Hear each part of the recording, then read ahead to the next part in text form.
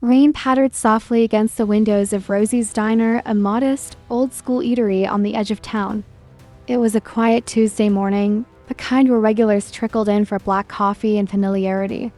For 24-year-old Natalie Brooks, it was just another shift, one more long day behind the counter with aching feet and an even achier heart.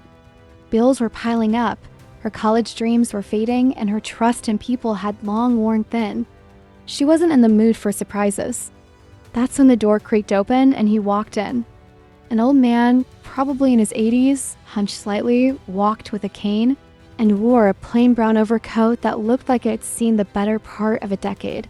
His shoes were worn, and his hair was snow white. He moved slowly, deliberately, as if every step was a conversation with gravity. Natalie sighed under her breath. Another coffee and toast customer? She thought the kind who tips in nickels and dimes and stays for hours. She forced a tired smile. "Sit wherever you like," she said flatly. The man chose a booth near the window, sitting alone, quietly placing a folded newspaper on the table. He didn't make eye contact, didn't smile, didn't speak. When Natalie brought the menu, he simply nodded in thanks. "Just coffee? Black?"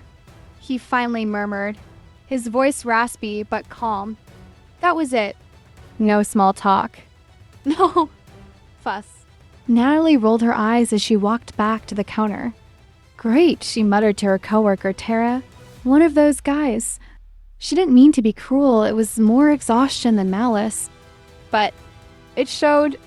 The man stayed for nearly 2 hours, sipping slowly, reading his paper, occasionally glancing out the window at the rain.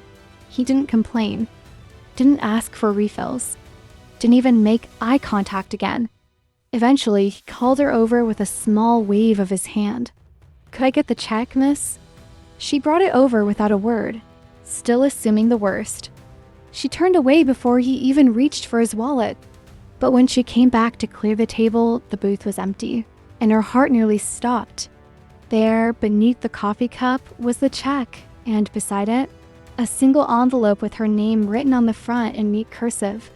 Natalie. Inside was a personal note, handwritten in blue ink. "Sometimes the quietest people have the most to say.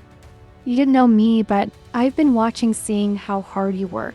How tired you are, how you try even when no one's looking.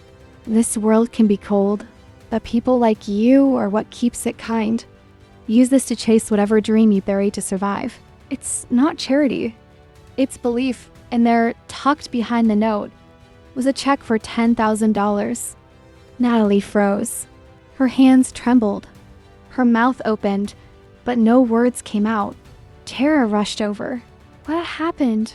Are you okay?" Natalie handed her the note. Her eyes welled with tears. The old man's name was Arthur Wellington. What Natalie didn't know, what no one at the diner knew, was that Arthur was once a renowned writer and philanthropist who had recently lost his wife to cancer. Since her passing, he had begun quietly visiting diners and small-town cafes, looking for people who reminded him of her. Kind, unseen, fighting silently to make it through each day with dignity. Natalie never saw Arthur again. But the note and the check changed her life.